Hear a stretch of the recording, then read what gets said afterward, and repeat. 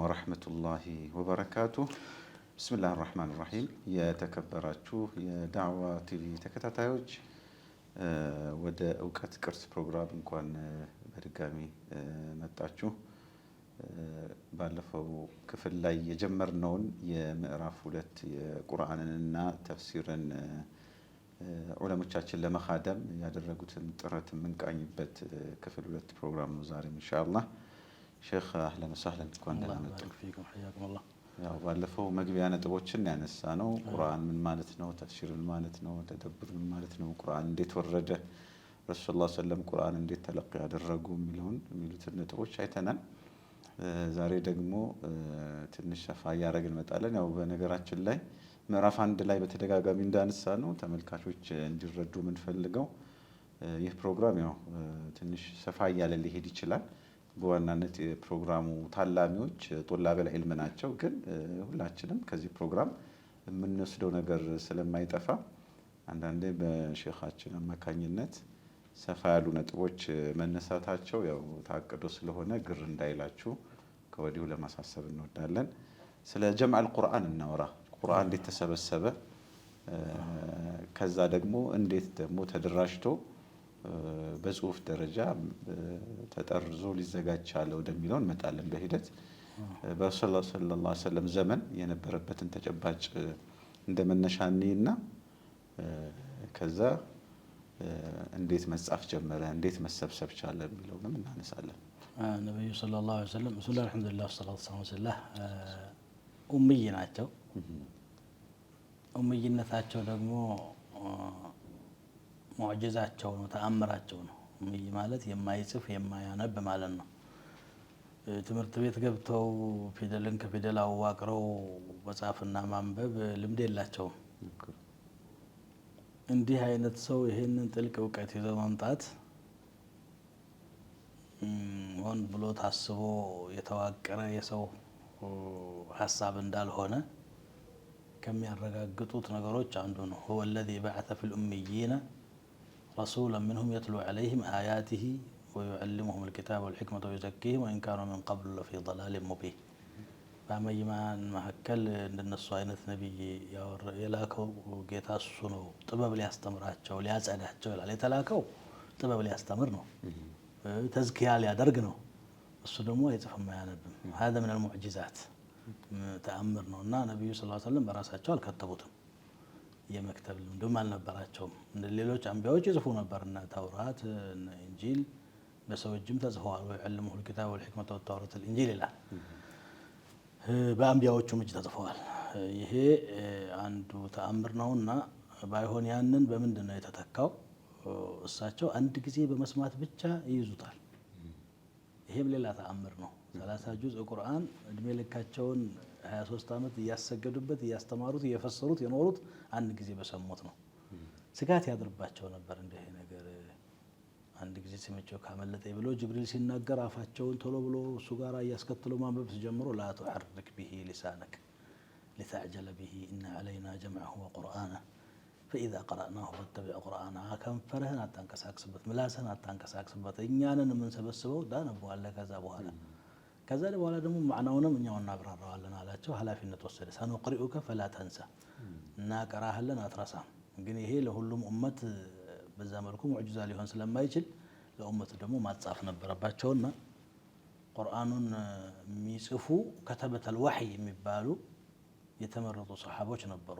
በኋላ ላይ እንደውም በርከት ብለው ወደ 40 ገደማ አያ ሲወርድ ናጻፍ ተብሎ የሚጻፍ ነበረ። በዛ መልኩ ነው መጀመሪያ ላይ ወደ ወረቀት ያረፈው። ወረቀቱም በዛ ዘመን ያን ያክል እንደዚህ እንደኛ አይደለም።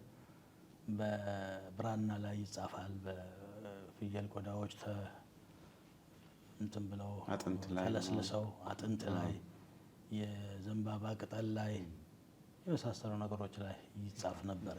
በዘመኑም ያው የጽሁፍ እንትን ከዚህ የዘለለ አልነበረም። ገፋቤል ሐታ ንጉሶቹ በድንጋይ ላይ ቦርቡሮ መጽሐፍና ቅርጽ ማስቀመጥ እንደዚህ እንጂ የተደራጀ መጽሐፍ የማስቀመጡ እድሉ በጣም ሰፊ አይደለም። فالحاصل በተለይ ስለዚህ እንትን ማለት እንጂ ቁርአን በጽሁፍ ደረጃ ተደራጅቶ ከመዘጋጀቱ በፊት በረሱል ሰለላሁ ዐለይሂ ወሰለም እና በሰሓቦች ልብ ላይ ነው የተጠበቀው። እሱ አንዱ መንገድ ነው። በደንብ ሰሓቦች ቁጭ ብለው ከሳቸው ቁርአን እንዲቀሩ ነበር። እንደውም አፍ ለአፍ ጠጋ ብለው አብዱላህ ብን መስዑድ ለቀድ ሐፊዝቱ ምን ፊ ረሱሊላህ ሰለላሁ ዐለይሂ ወሰለም 70 ሱረተን ወለው ኩንቱ አዕለሙ አሐደን አዕለመ ቢሂ ሚኒ ተናሉሁ ልመጣያ ለአተይቱሁ። ከአላህ መልእክተኛ 70 ምዕራፍ ቀጥታ ካፋቸው ሐፍዣለሁ። ቁጭ ብለው ስራቸው ቁርአን ማስሐፈዝ ሆኖ ያቀሩ ነበረ። ይሄ ዳሩል አርቀም ላይ ጀምሮ ሲሰራ የነበረ ነገር ነው። መካ እያሉ ያም አለ በቃ ሰሓቦችን ማስጠናትና ማስሐፈዝ። ከዛ ውጭ ደግሞ ጽሁፍ ላይ ይጽፋሉ። ግን እያንዳንዱ ሰው የራሱን ሙስሐፍ ተእሊፍ ያደርግ ነበረ። አንድ ሱራም 2 ሱራም የሚሐፈዘ ሰው ይጽፋል። 5ም 10ም ተርቲቡም አሁን ባለው መልኩ አይደለም፣ እንደዛ ይጽፋሉ። በኋላ ደግሞ ወደ ማደራጀቱና ማቀናጀቱ ሄዱ። ረሱል ሰለላሁ ዐለይሂ ወሰለም ራሳቸው እጅዐሉ አየተ ከዛ ፊ ሱረት ለቲ ዩዝከሩ ፊሃ ከዛ፣ እንዲህ አይነቷን አያ በእንዲህ አይነቷ ምዕራፍ ውስጥ አድርጓት እያሉ በይነል ሱወር ያለውን አያ ኦርደሩን አስቀመጡ። ታወቅ ጀመረ። በተናጠል የሚጻፈው ግን ይቁም አልተባለም። ባይሆን ቁርአን እንጂ ሐዲስ አትጻፉ ብሎ መግለጫ ሰጡ። ላ የክቱብ አሐዱ ሚኒ ኢላ ከላም አላህ አው ከማ መጀመሪያ አካባቢ ይሄንን ትእዛዝ ሰጡ። ያም እንዳይቀላቀል ከነበራቸው ስጋት ነው። ከማለዳው ታስቦበታል። በገጠመኝ የሆነ ነገር የለም።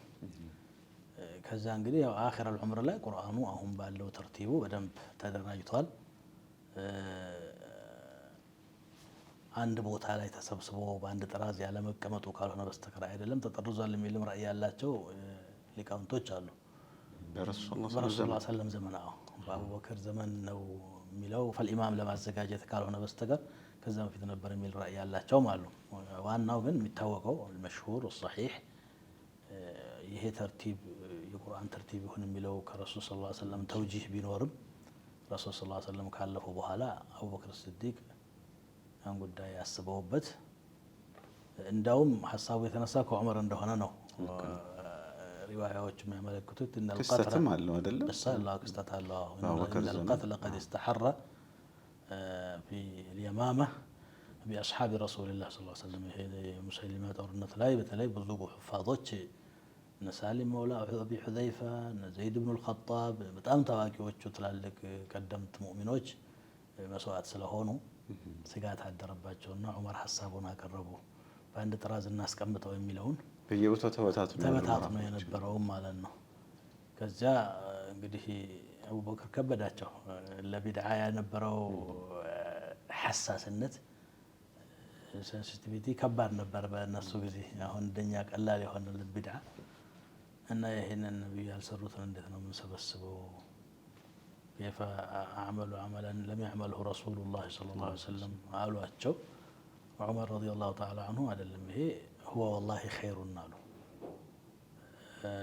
አሰቡና አቡበክር من المصالح المرسلة ማአላቱ ሲታይ ጠቀሜታ ካላቸው ነገሮች ባይደረግም ጉዳት ሊያስከትል ከሚችል ነገር መሆኑ ሲገባቸው በዘመናችን አገላለጽ ኮሚቴ አዋቀሩ። የተወሰኑ ሑፋዝ አልቁርአን ያሉበትን ሰሓቦች ሰበሰቡ። ዘይድ ብኑ ሳቢት ረዲየላሁ ተዓላ አንሁ መሪ እንዲሆን አደረጉት። እነከ ሻቡን ሳቂፉን ለቂኑን በጣም ብልህ ጮሌ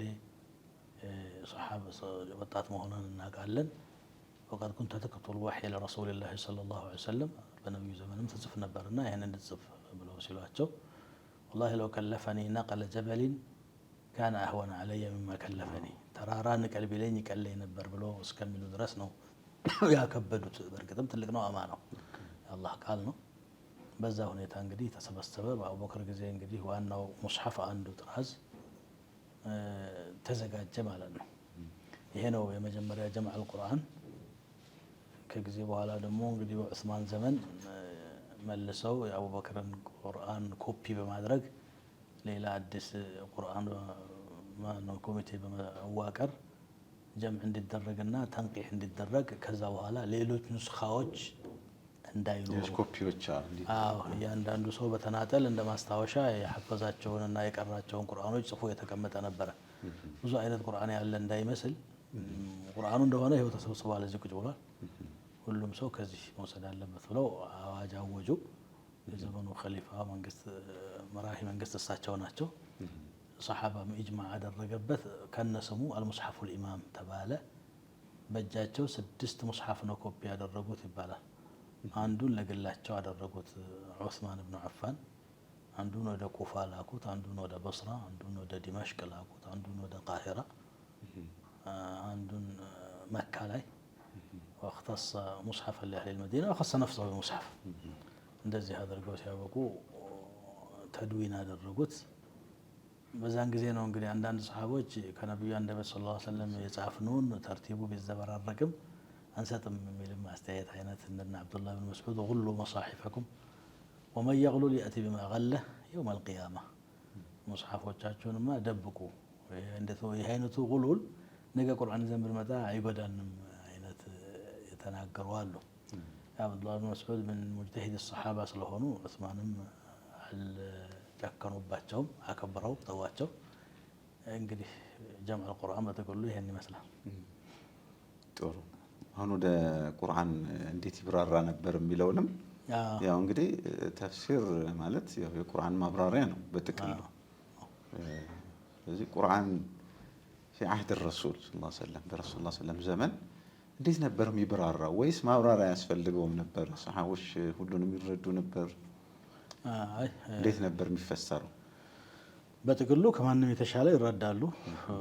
አለሰሊቃ አላህ ሰጣቸው ተፈጥሯዊ ፈሳሐ ላይ የነበሩ ሰዎች ናቸው። ቁርአኑ ራሱ እነሱንና የነሱ ማህበረሰብ ሊገዳደር ነው የመጣው በቋንቋና በሂፍዝ ችሎታ ምናምን ይኮሩ ስለነበረ፣ ስለዚህ ለመረዳት ብዙ አላዳገታቸውም። አልፎ አልፎ ግን ቁርአን ምንድነው ይህን የአረበኛውን ቋንቋ ራሱ ሲጠቀመው የራሱ ትርጉም ሰጥቶት የተጠቀመው አለው። ሐታ ኢባዳት ላይ ለምሳሌ ሰላት ማለት ዝም ብሎ ዱዓ ነበረ። በቁርአን መፍሁም ግን ዛቱ ሩኩዕን ወስጁድ ወአርካን ሰላት ሆናለች። ዘካ ማለት ወይ መስጠት ነው ወይ መጽዳት ነበረ። በሸሪዓ ግን ከገንዘብ ላይ የሚወጣ የተወሰነ መጠን ያለው ሰደቃ ነው። እንዲህ ያለ መፋሂም ጀዲዳ ስላመጣ ያንን መፋሂም ጀዲዳ ከረሱል ሰለላሁ ዐለይሂ ወሰለም ነበር የሚረዱት። እንዴት እንስገድ፣ እንዴት እንጾም፣ እንዴት ዘካ እናውጣ የሚለው ያ ተፍሲር ነው ራሱ። ምክንያቱም ቁርአኑ አቂሙ ሰላት ወአቱ ዘካት አለ መዘካቱ መሰላ ወከይፈ ቱነፈዝ እንዴት ነው የምንፈጽመው የሚለውን ከዛ ነው ማብራሪያ ያገኙት። ከዛ አልፎ አንዳንድ ቦታዎች ላይ ኢሽካል ሲያጋጥማቸው በቋንቋቸው መፍታት ሲያቅታቸው ቀጥታ ረሱልን ጠይቁ ነበረ። ለምሳሌ ያህል በቡኻሪና በሙስሊም የመጣውን ሐዲስ መጥቀስ ይቻላል። አዩ ምንድነው ይሄ الذين آمنوا ولم يلبسوا إيمانهم بظلم أولئك لهم الأمن وهم مهتدون የሚል ሱረቱል አንዓም ላይ መጣ። እነዛ ያመኑና እምነታቸውን በበደል ያላቀላቀሉ ሲል ከበዳቸው ሰሓባ። ሰው ሆኖ እንዲህ አንዳንድ በደል የማይፈጽም የለምና አዩና ላ የظልሙ ያ ረሱለላህ አሉ። አሁን ተፍሲር ፍለጋ ነው። ለይሰ الظልሙ الذي تذهبون إليه እናንተ በተረዳችሁት መልኩ ያለው አይደለም ዙልም የተፈለገው።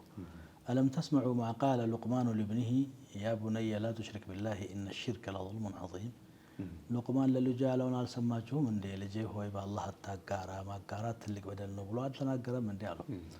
ማለት እንግዲህ ዙልም የሚለው ቃል አይደለም የጠናቸው፣ ቋንቋቸው ነው ያውቁታል። ሀታ ከነስማቸው ዛሊም ብለው ራሳችንን ጥሎ ነበር። ምክንያቱም ሰው መዘለም መቻል ብቃት ነው ብሎ ስለሚያስቡ ማለት ነው።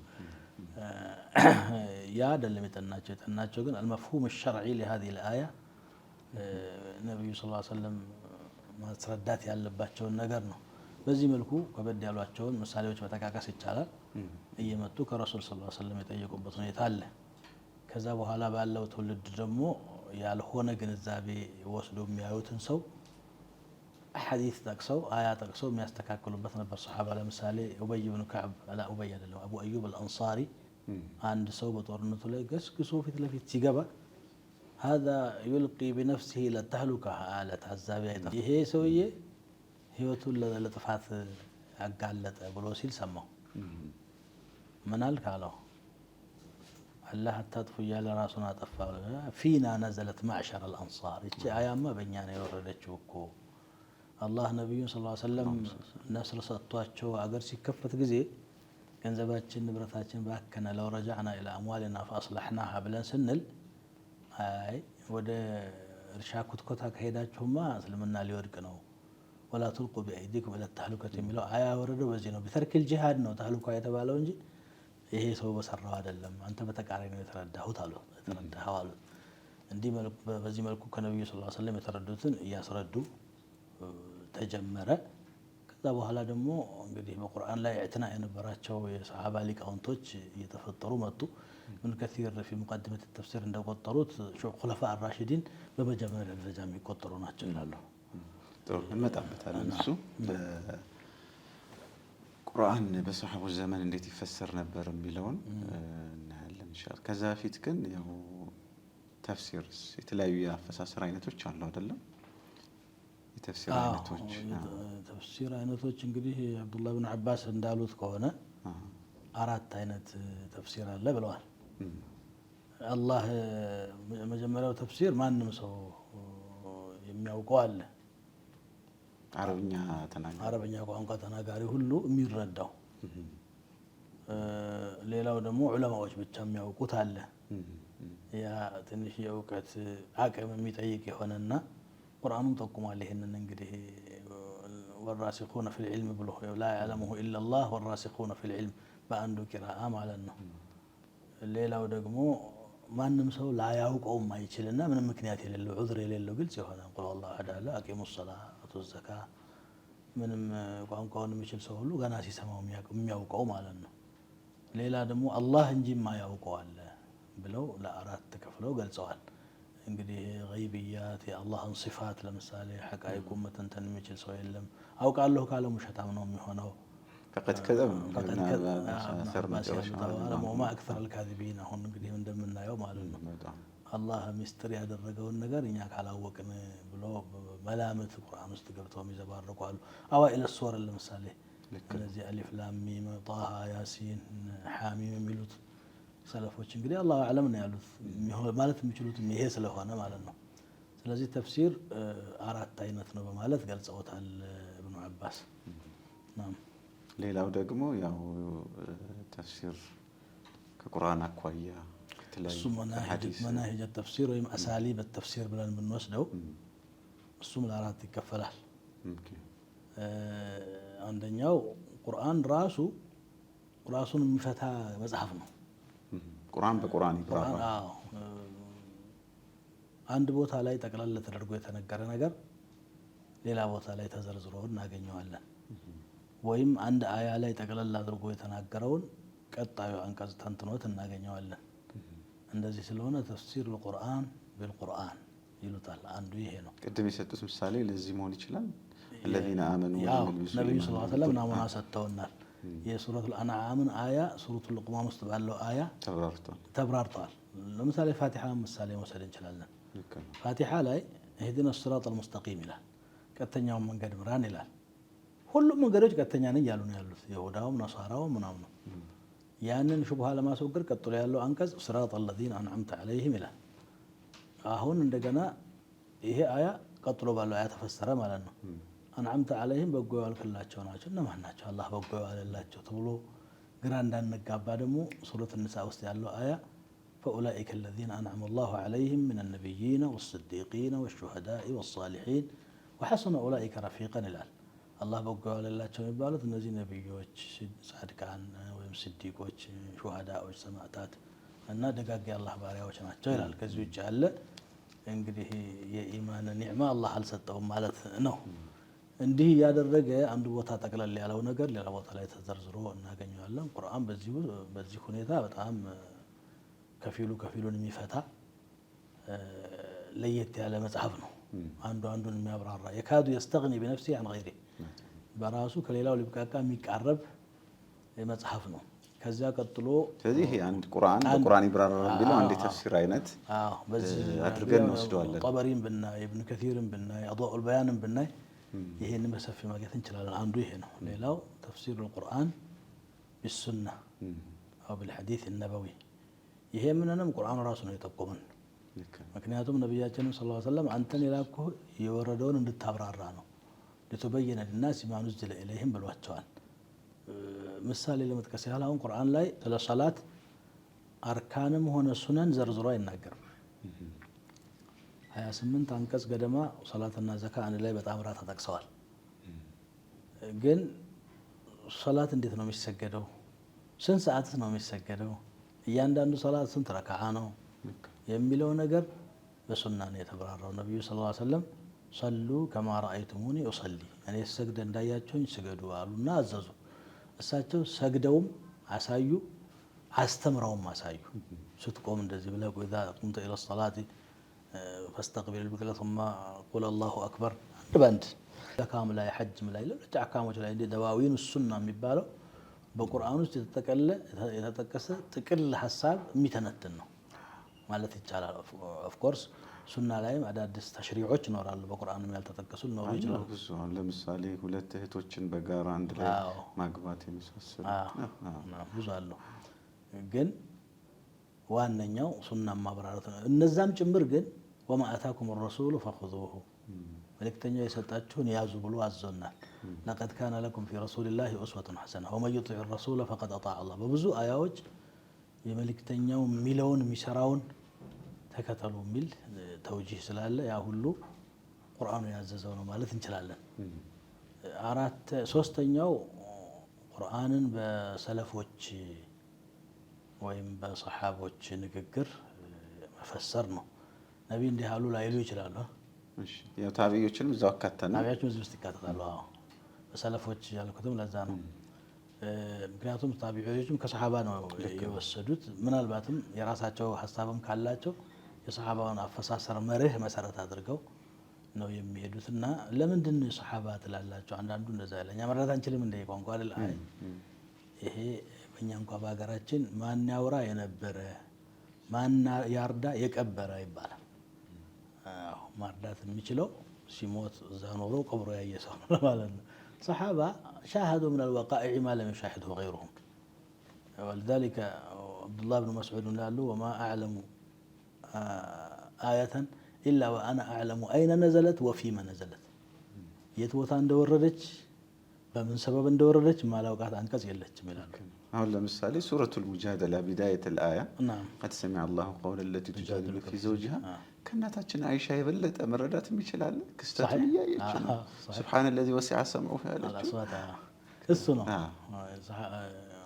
በጂሃድ ላይ በዘመቻ ላይ መዲና እያሉ መስጂድ እያሉ ሌይል ላይ ቀብለ ልሂጅራ ባዕደ ልሂጅራ ያንዳንዱ አያ እንዴት እንደወረደች በምን ሰበብ እንደወረደች ለምን ጥያቄ መልስ ሆና እንደወረደች የአቡ አዩብ ቅድም የጠቀስነው አንድ ምሳሌ ይሆናል። የተዛባ ተፍሲር ልናመጣ ሁሉ እንችላለን። እኛ ዝም ብለን ቋንቋ ስንፈስር ተቃራኒ ሊሆን ሁሉ አላህ ከሻው ተቃራኒ አላህ የሻው ይሄ ነው ብሎ ሰሓቦች ከፈሰሩ ለዚህ ብሎ ምን ይላሉ የሐዲስ ሊቃውንቶች አቅዋሉ ሰሓበቲ ፊ አስባብ ኑዙል ለሃ ሑክሙ ረፍዕ ይላሉ። ነቢዩ እንዲህ አሉ እንኳ ባይሉ ሰሓቦች በቁርአን አወራረድ ላይ የተናገሩት ነገር ነቢዩ እንደተናገሩት ይወሰዳል። ምክንያቱም የእሳቸውን ዋቂዓ ያዩ ሰዎች ስለሆኑ ወላ ሲየማ አልኹለፋኡ ራሺዱን ወልዐሸረቱ አልሙበሸሩን ወልሙሃጅሩን አልአወሉን ወልአንሳር እነዚህ ያውቃሉ። ከዛ በኋላ ደግሞ ተፍሲር ላይ በጣም ተኸሱስ የሆኑ የሰሓባ ሊቃውንቶች ነበሩ። እነሱ ላይ ብቻ እንዘረዝራቸዋለን። አራተኛው የተፍሲር አይነት አራተኛው በቋንቋ ደረጃ የምንረዳው ነው። ምክንያቱም ቁርአን የወረደው በሊሳኒን አረቢይ ሙቢን ነው። አረብኛ ቋንቋ የሚጠቀመውን ዘዬ ተጠቅሞ ነው የመጣው። ከዛ የተነሳ አንድ ቃል ሲነገር ከኮንቴክስቱ ከሲያቁ ማዕናው ዝም ብሎ የጥሬ ቃሉ እንዳልሆነ መረዳት ይቻላል። ወደ ፕሮግራሙ ሳንገባ ፊት ያነሳሃት አንዲት ምሳሌ መጥቀስ እንችላለን። ዙቅ ኢነከ አንተ አልዐዚዙል ከሪም። ይሄ እንግዲህ ለና አቡ ጀህል የሚባል ነው። ቅመስ አንተ የተከበርክና ቸር ሰው ነህ ወይም ደግ ሰው ነህ ነው ቃል በቃል ትርጉሙ። ይሄ አቡ ጀህልን ማመስገን ይመስላል። ግን ይሄ በጥሬው ስናየው ሲያቁን ስናየው ግን እያኮነነና እያወገዘ ስለሆነ እስሉ በተሐኩም ይባላል። ተሐኩም መሳለቅ ማለት ነው። ስለዚህ ሙፈሲሮቹ ምን ይላሉ? አይ አንተ ዘሊሉል ሙሃን ይላሉ። ወራዳው ከሪም የሚለው ቃል ሙሃን የሚል ትርጉም ስለሚሰጠው አይደለም። ወይንም ደግሞ አዚዝ የሚለው ዘሊል የሚል ትርጉም ስለሚሰጠው አውዱ እንደዛ እንድንተረጉመውና የቋንቋው ባህሪ ሲያቁ የቋንቋው ባህሪ ይሄ ስለሆነ ነው። አንዳንድ ጊዜ ትእዛዝ ይመስልና ወቀሳ ዛቻም ይሆናል። ለምሳሌ ኢዕመሉ ማ ሺእቱም ይላል። ፈለጋችሁትን ሰው በቃ ተፈቅዶልናል ይላል። ጃሂል የሆነ ሰው ቁል ኩኑ ሒጃረተን አው ሐዲደን እንደው ይዕመሉ ማ ሺእቱም የሚለው እኮ ኢባሕያ ነው እኮ ስታየው። ልክ ነው። ግን ከዛ በኋላ ኢነሁ ቢማ ተዕመሉነ በሲር ነው የሚለው። እየታየህ ነው፣ አንደር ኮንትሮል ነህ፣ ዝም ብለህ ነፃ ነኝ አይምሰልህ። ፈመን ሻአ ፈልዩእሚን ወመን ሻአ ፈልየክፉር አለ። አሁን መክፈርና ማመን እኮ መብት ነው ብሎ የሚወስዱ ሰዎች አሉ። በፍጹም መክፈር መብት አይደለም ወንጀል እንጂ። ግን ይሄ የመጣው ፊ ኡስሉብ ተህዲድ ነው። ቀጥሎ ምን ይላል? ኢና አዕተድና ሊዛሊሚነ ናራን አሓጠ ቢሂም ሱራዲቁሃ ወኢን የስተጊሱ ዩጋሱ ቢማኢን ከልሙህሊ የሽዊል ውጁህ። እኛ ለግፈኞች እሳት አዘጋጅተናል። ምንድን ነው የሚለው? ሱራዲቁሃ አጥሮቿ የከበቧቸው በእሳት አጥር ተከበው ይኖራሉ ነው የሚለው። የት ላይ ነው ታዲያ ፈቃዱ? ፈቃድ ቢሆን ኖሮ እኮ መቀጣት የለባቸውም። ስለዚህ ቋንቋው አሳሊብ አለው። ዝም ብሎ ኺጣብ ሙባሽር አለ፣ ተጋነና አለ፣ እንደገና ትእዛዝ ይሆናል። ለዚህ ብሎ የኡሱል ዑለማዎች ምን ይላሉ? አምር በቁርአን ውስጥ 16 ማዕና አለው። እስከ 20 ድረስም የሚቆጥሩ አሉ። ትእዛዛው ዝም ብሎ አልአምሩ ልውጁብ ብቻ አይደለም የሚባለው። አልአስሉ ፊል አምር ልውጁብ። እሺ አስሉ ይሄ ነው እንበል።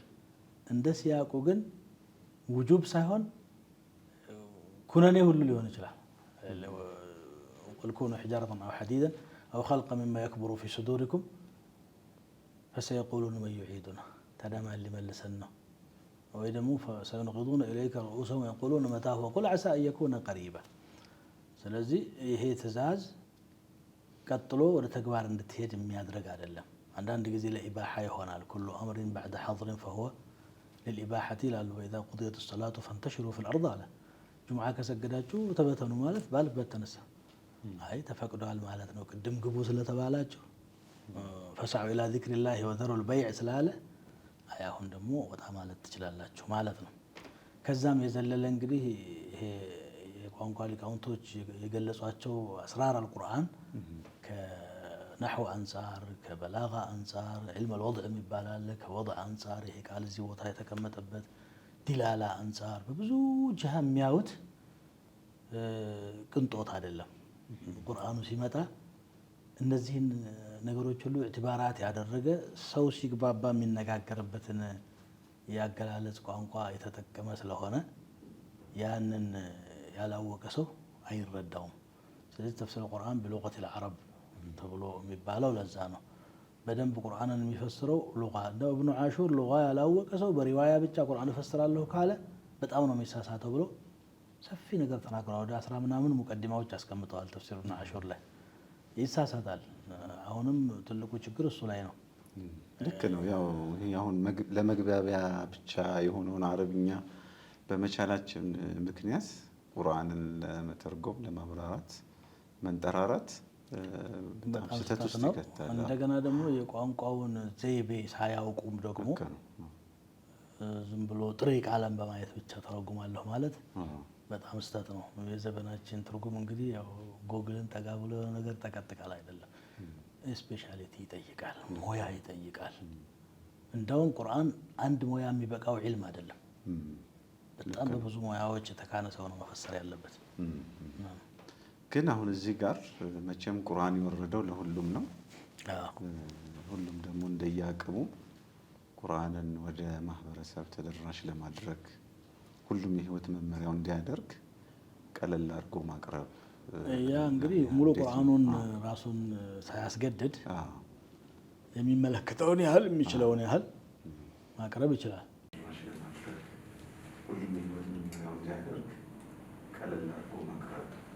ያ እንግዲህ ሙሉ ቁርአኑን ራሱን ሳያስገድድ የሚመለከተውን ያህል የሚችለውን ያህል ማቅረብ ይችላል።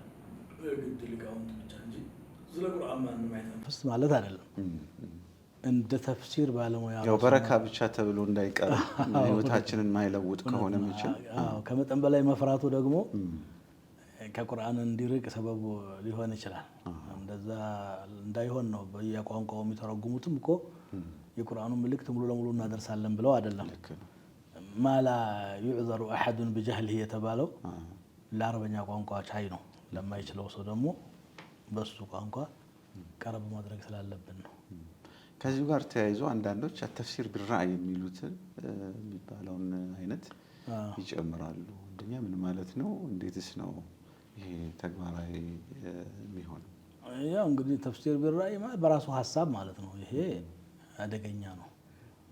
في سنن الترمذي وابن ماجه يمتع حديث على عن جندب بن عبد الله البجلي يمتع حديثه من قال في كتاب الله برأيه فأصاب فقد أخطأ إلى الله بالله النبي صلى الله عليه وسلم نجالس بالله قرآن كتاب لاي بحسابه تناغرو تككل እንኳን ቢናገር ተሳስቷል። ትክክለኛነቱ ገጠመኝ ነው። በትክክል ቢተረጉመው እሱ ገጠመኝ ነው። ግን እሱ የተከተለው መርህ ነው የተሳሳተው። መሆን የሚገባውን ማሟላት ያለበትን ሳያሟላ ስለሚናገር ተፍሲር ቢራእይ በዚህ ማዕና ከሆነ ባጢል ነው።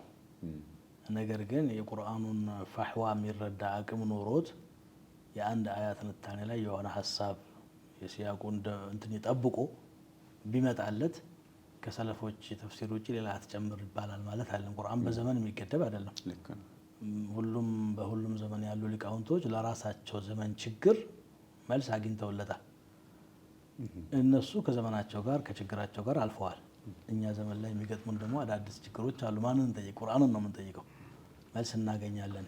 እንደየዘመኑ መፈሰር ማለት በየዘመኑ ለሚገጥሙን ጥያቄዎች ምላሽ እናገኝበታለን ማለት ነው። ግን መጠበቅ ያለባቸው መርሆች አሉ። የሰለፎችን ቅርስና ውርስ ጥለን ሳይሆን እሱን እስቲዓብ አድርገን ከዛ በኋላ ለሚገጥመን ነገር ለዚህ ነው ፊቅህ አልኢስላሚ العلم المتحرك ይሉታል ሲገልጹት ራሱ ተንቀሳቃሹ የእውቀት ዘርፍ ማለት ነው። ለየዘመኑ መልስ ስለሚሆን ቀዋዒዱን ጠብቆ ضوابطን ጠብቆ ሆነ። እሱም ያው በባለቤቶቹ ነው አይደል? በባለሙያዎቹ ነው። ማንም ሰው ተነስቶ ቁርአንን መዳፈር ማለት ስህተት ነው። ግልጽ የሆነው ነገር አለ። ቁል ሁወ አላሁ አሐድ አላሁ ሰመድ ቀደም ላይ يعذر احد بجهله ስንል እንደነበር ያንን ማንም ሰው ማድረስ አለበት። ሹክራን ኢንሻአላህ። እዚሁ ጋር እናቆማለን። ክፍል 3 ላይ ኢንሻአላህ እንቀጥላለን። ጀዛኩሙላሁ ኸይረን። ውድ ተመልካቾቻችን የዛሬው ፕሮግራማችን ይሄን ይመስላል። ክፍል 3 ላይ በአዲስ ነጥቦች እንገናኛለን። አሰላሙ አለይኩም ወራህመቱላሂ